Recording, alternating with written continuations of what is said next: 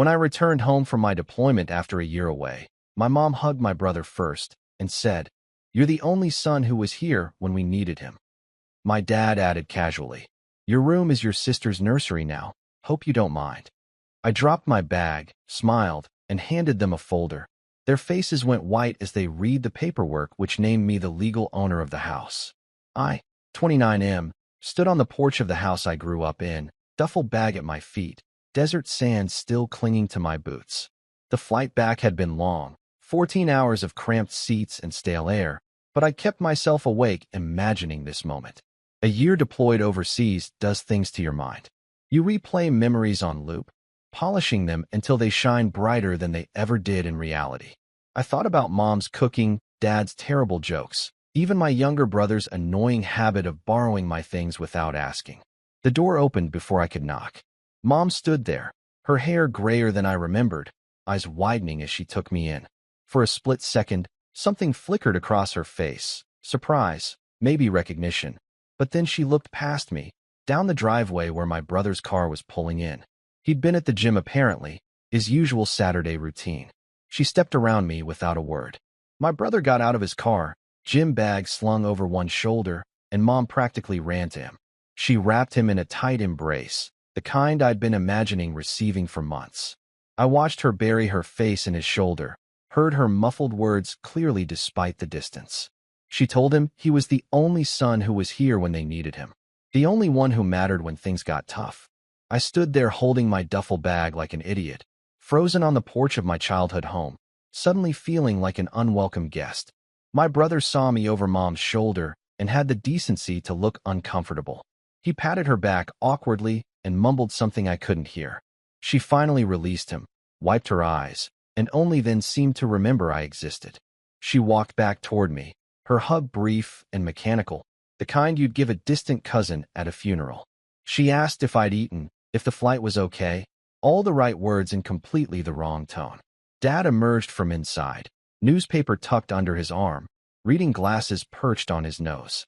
He looked at me, nodded once, and mentioned casually, as if commenting on the weather, that my old room was my sister's nursery now. He hoped I didn't mind. They'd needed the space when she got pregnant and moved back home 6 months ago. The basement had a perfectly good pull-out couch if I planned to stay. The basement. The unfinished basement with concrete floors and that persistent musty smell, where we stored Christmas decorations and broken furniture we kept meaning to fix. Something cold settled in my chest, but I kept my face neutral. I asked if we could talk inside. Mom said she had dinner to prepare, and my brother mentioned needing to shower. Dad shrugged and led me in anyway. The house looked different. New furniture in the living room, walls repainted in colors I didn't recognize. Photos on the mantel showed family gatherings I'd missed: Thanksgiving, Christmas, Easter. My brother grinning beside Mom. My sister with her growing belly. Dad with his arm around all of them. I was absent from every single frame, erased like I'd never existed at all. I followed Dad to the kitchen and set my bag down carefully. From my jacket pocket, I pulled out a folder I'd been carrying since I landed. The papers inside were crisp, official, bearing the seal of the county clerk's office. I handed it to Dad with a smile that probably didn't reach my eyes. I told him I thought he should see this. Might clear some things up. He opened it, confused, his eyes scanning the first page. I watched the color drain from his face like someone had opened a valve. His mouth worked silently, trying to form words that wouldn't come. Mom appeared in the doorway, asking what was going on, why he looked like he'd seen a ghost. He handed her the papers without speaking. Her hands trembled as she read. The deed to the house. The house they'd lived in for 32 years. The house where they'd raised 3 kids. The house they thought they owned free and clear. Except they didn't own it anymore. I did. The truth was actually pretty simple, though they'd apparently forgotten it entirely. 8 years ago, when I was 21 and fresh out of community college, they'd been drowning. Dad's business had collapsed, medical bills from Mom's surgery piled up, and the bank was 3 months away from foreclosure. They were going to lose everything. I'd just gotten a decent job, nothing spectacular, but steady income with good credit since I'd worked through high school and college, never missing a payment on my used car or student loans. I'd gone to them with a proposal. Let me buy the house. I'd take out a mortgage in my name. They'd pay me rent equal to the monthly payment, and when things stabilized, we'd transfer it back. It saved their credit, kept them from bankruptcy, gave them time to recover. They'd been so grateful then. Mom had cried. Dad had hugged me, called me their savior. We'd even put it in writing. A simple agreement that once they paid me back the down payment and closing costs, about $30,000, we'd start the transfer process. I paid that down payment with every penny I'd saved, money I'd been setting aside for my own future. The monthly mortgage was $2,100. They paid it on time for the first 18 months. Then Dad's new job stabilized. Mom went back to work, and suddenly the checks got sporadic. They were busy, they said. They'd catch up, they promised. By the time I enlisted 3 years later, they owed me $14,000 in missed payments. I'd been covering the shortfall from my own pocket, draining my savings again to protect their home. Before I deployed, I tried to discuss it. Dad had waved me off, said we were family, what was mine was theirs. Mom had gotten offended that I'd even bring up money. My brother, already the golden child, had called me selfish for worrying about finances when I was about to serve my country. Shouldn't that be honor enough?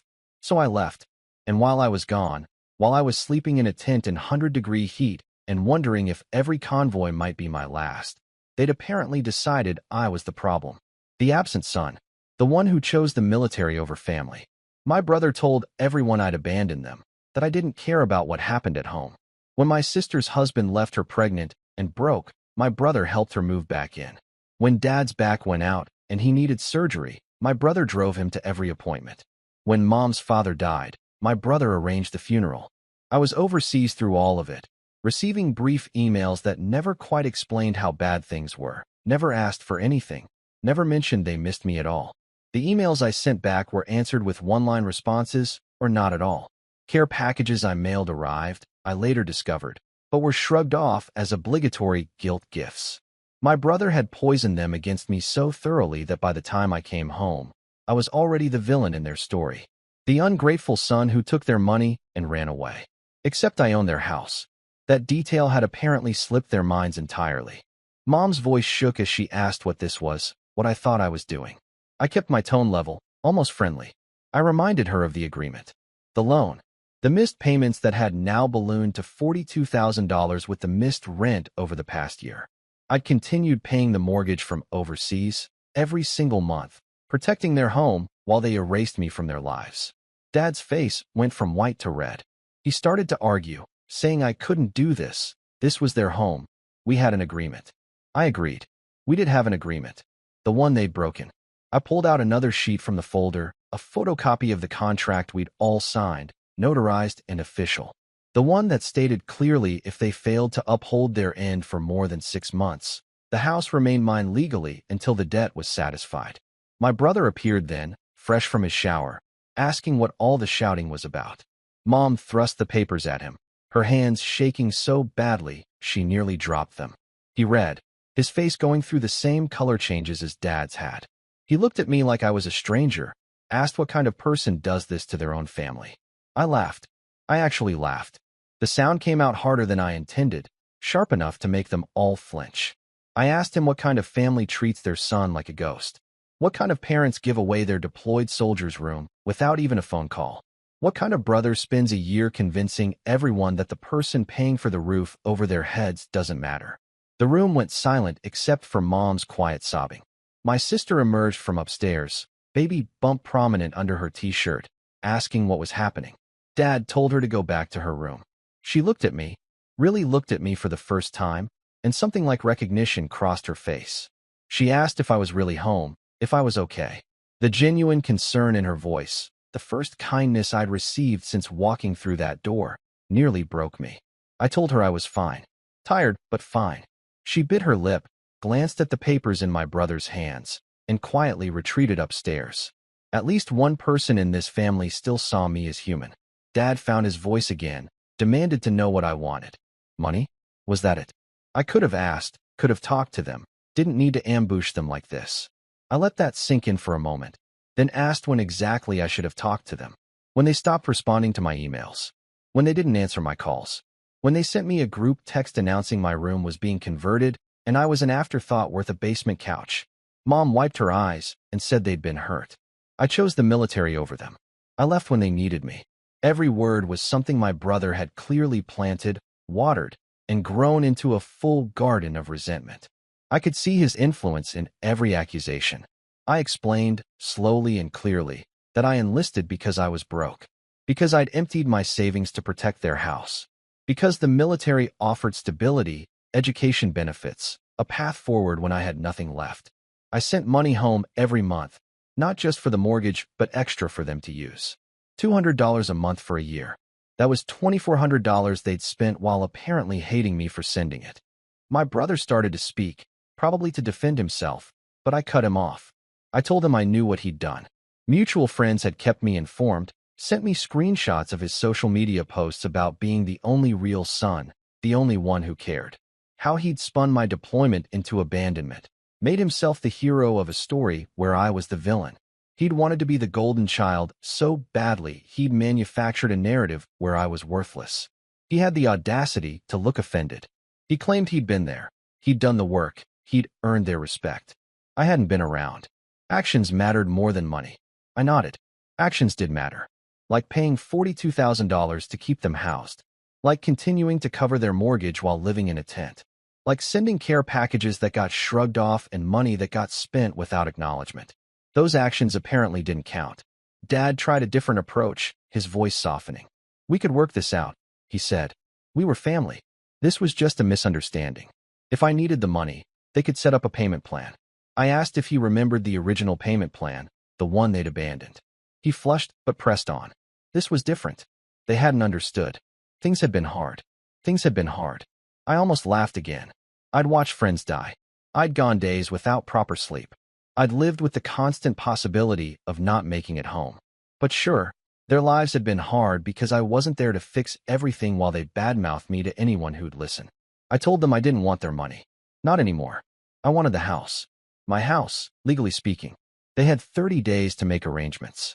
I was within my rights according to our contract, and while I'd been willing to forget the debt and transfer the deed back if they'd just treated me like family, that offer died the moment Mom hugged my brother first and Dad relegated me to the basement. Mom's crying got louder, more desperate. She begged me to reconsider, said I was destroying the family. My brother accused me of being vindictive, of using the law to hurt people who loved me. Dad just stared at the papers, something broken in his expression. I picked up my duffel bag. I told them I'd be staying at a hotel. They could use the 30 days to figure things out. Find an apartment, talk to my sister about her situation, whatever they needed to do. But this house, the one I'd sacrificed everything to save, was mine. They'd made their choice about what kind of family we were. Now they'd live with the consequences. I walked toward the door. My sister called down from upstairs, asking where I was going, if I was leaving again. I looked up at her, saw actual worry on her face, and told her I'd call her. She wasn't part of this poison.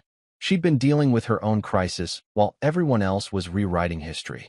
As I reached for the doorknob, Dad asked what I planned to do with the house. Sell it? Rent it? I turned back. I told him I was going to live in it. After my terminal leave ended, I'd be back, and this would be my home. The home I'd paid for. The home I protected. They were welcome to find somewhere else to poison with their selective memories and golden child favoritism. The hotel room was bland and quiet, nothing like the chaos I'd just left. I sat on the edge of the bed, duffel bag still unpacked, and felt the weight of the past year crash down on me. I'd imagined coming home so differently. Family dinner, laughter, stories about deployment that made the scary parts funny in hindsight. Instead, I discovered I'd been systematically erased, replaced by a narrative where I was the villain and my brother was the hero. My phone rang. My sister. I answered, and she asked if I was okay, if I meant what I said. Her voice was small, scared. I told her I meant every word. Then I asked if she'd known, if she'd been part of turning everyone against me. She was quiet for a long moment before admitting she'd believed what my brother told her at first. I was gone. He was there. It seemed logical that I'd chosen to leave. But she'd started noticing things, inconsistencies in his stories, the way he'd smirk when Mom complained about me not calling after he'd deleted my messages from the home phone log. She'd found evidence a few months ago, emails he'd archived, texts he'd intercepted. She'd confronted him, and he'd convinced her she was hormonal, that pregnancy was making her paranoid. But she'd never quite believed him after that. When I walked through that door today, she'd known something was wrong. The way everyone treated me, like I was an inconvenience instead of a son returning from war, made her sick. I asked why she didn't say anything. She started crying, said she was scared, broke, 7 months pregnant and homeless without their support. I told her she could stay. When I moved back in, she'd have a room. The nursery they'd built, she could keep it. Her baby deserved a stable home, and I wouldn't punish her for our family's dysfunction. She sobbed harder, thanking me, apologizing, promising to help me prove what my brother had done. I told her to rest, take care of herself. We'd figure everything else out later. Update 1. The 30 days crawled by like months. I stayed in that hotel room, working odd jobs to keep busy, avoiding calls from my parents and brother. My sister kept me updated through texts. Mom was having panic attacks, Dad was barely speaking to anyone, and my brother was trying to organize some kind of intervention to make me see reason. Reason, as if gaslighting me for a year and erasing me from my own family was reasonable. My sister also sent me something else. Evidence. She'd been quietly collecting it since our call. Emails my brother had sent from my parents' account, deleting my responses before they could read them. Text messages he'd intercepted by adding himself to my mom's phone plan and cloning her number. Screenshots of group chats where he'd mocked me, convinced extended family I'd abandoned everyone, turned me into the family embarrassment. The worst was a video. My brother, drunk at a family gathering I'd missed, telling everyone that I'd only joined the military because I couldn't handle real life. That I was weak, selfish, looking for glory. My parents had sat there, laughing along. Cousins, aunts, uncles, all nodding like he'd revealed some profound truth. No one defended me. No one questioned his narrative. I watched that video 3 times before I had to stop. Each viewing felt like another layer of my old life being stripped away. These people weren't my family. They were strangers wearing familiar faces, performing a play where I was the villain they'd invented. 28 days in, my parents requested a meeting. Neutral ground, a coffee shop downtown. I agreed, mostly out of curiosity. What could they possibly say that would matter now? They looked smaller somehow, worn down in a way that had nothing to do with age. Mom's eyes were red-rimmed. Dad's hands shook slightly as he stirred his coffee. They'd found an apartment, Dad said. 2 bedrooms, decent neighborhood. My sister would come with them until she figured things out. They'd be out before the deadline. I nodded. Good. Mom reached across the table like she might take my hand, then thought better of it. She said they'd been wrong. She'd been wrong. My brother had told them things, convinced them I didn't care, that my distance was rejection instead of duty. She believed him because it was easier than admitting her son was in danger and she couldn't protect him. The narrative where I'd abandoned them was less terrifying than the truth that I might not come back. It was a nice attempt at explanation, almost convincing, but it didn't account for the deleted messages, the intercepted emails, the active participation in my erasure. I asked if she remembered the video from the family gathering. Her face went pale. She asked how I knew about that. My sister, I explained. The only one who'd bothered to question the story they'd all bought so eagerly. Mom started to cry again, said she'd been drunk. It was a mistake. They'd all been joking around. I asked if it felt like a joke when she laughed at my brother calling me weak. When she nodded along as he painted me as a coward running from responsibility. Dad cleared his throat, said I had every right to be angry, but this was going too far. Taking their home, forcing them out, it was cruel. I was being just as bad as I claimed they'd been. I sat back, studied him carefully, and asked if he remembered our agreement. The one he'd signed. He nodded reluctantly. Did he remember the clause about what happened if they defaulted? Another nod. So I wasn't doing anything except enforcing the legal agreement he'd entered willingly. That wasn't cruelty. That was consequences. He flinched like I'd slapped him. Mom sobbed into her napkin, drawing looks from other customers. I stood up, told them I hoped the apartment worked out, and left them sitting there in the ruins of the family they'd destroyed. Update 2. I moved into the house on day 31. They'd cleared out their personal belongings, but left furniture, dishes, the basic necessities. A spite move maybe, or perhaps they genuinely couldn't afford to take everything. Either way, I walked through rooms that smelled like other people's lives and felt nothing but relief. My sister had moved into the apartment with them, but called me that first night. She asked if the offer still stood, if she could come back. Her baby was due in 6 weeks, and living with Mom's passive-aggressive comments and my brother's seething resentment was making her blood pressure spike. I told her to pack a bag. I'd come get her in the morning. She cried when she saw her old nursery still set up, every detail exactly as they'd left it. I'd added a few things, a new rocking chair, a dresser for baby clothes, blackout curtains. She hugged me, her belly pressed between us, and whispered that I was a better person than any of them deserved. I wasn't sure about that, but I was trying to be better than they'd made me feel. My brother showed up 3 days later, pounding on the door like he had any right to be there. I opened it, kept my body blocking the entrance. He demanded to know what I thought I was doing, stealing his pregnant sister away from her family. I pointed out that I was her family too, her brother, and unlike him, I wasn't making her stress levels worse. He called me a vindictive bastard, said I was just trying to hurt everyone because I couldn't handle not being the center of attention. The irony was so thick I almost choked on it.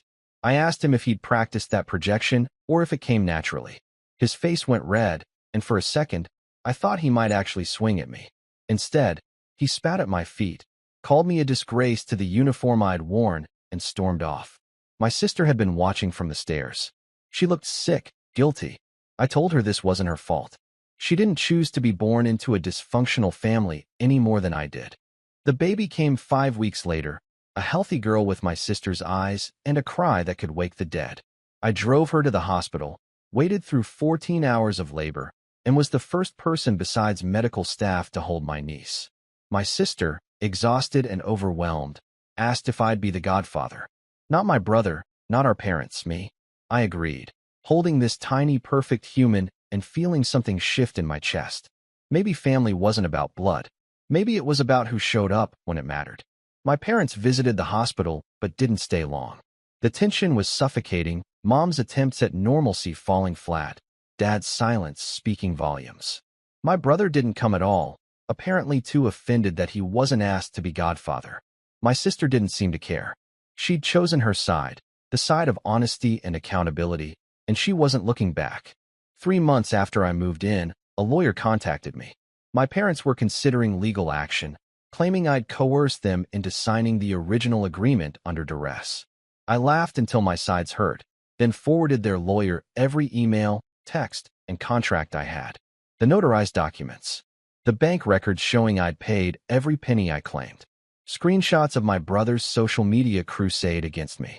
The evidence my sister had collected of his manipulation. Their lawyer called back 2 days later, said his clients were dropping the suit. He sounded embarrassed, apologized for wasting my time. I told him no apology necessary. Some people need to learn that actions have consequences, even if the lesson comes late. I still live in the house now. My sister and niece have the whole upstairs. I've made the main floor my space, and we've converted the basement into a playroom for when my niece gets older. It's not the family I imagined coming home to, but it's real, honest, built on choice instead of obligation. My parents send cards on holidays, awkward attempts at maintaining some connection. I don't respond. My brother tried to friend me on social media 6 months ago, probably curious about how I'm living in what he considered his inheritance. I blocked him. Some bridges don't deserve reconstruction. The house is mine, legally and morally. I sacrificed for it, bled for it in ways that had nothing to do with money. And every morning when I wake up here, in the home I fought to protect, I'm reminded that sometimes the family you build is better than the one you're born into. My niece is walking now, stumbling around the living room with my sister hovering nearby. She calls me uncle with perfect clarity, reaches for me when she's tired, trusts me completely. That trust feels like redemption, like proof that I'm not the person my parents and brother tried to make me believe I was. I'm not the abandoned son, the selfish soldier, the villain in someone else's story. I'm the person who kept his word, paid his debts, and stood his ground when it would have been easier to crumble. I'm the uncle who'll teach his niece that family means showing up, that love is action, not just words. And I'm the owner of this house, every nail and shingle earned through sacrifice they'll never understand. That's not revenge. That's justice. And it feels exactly right.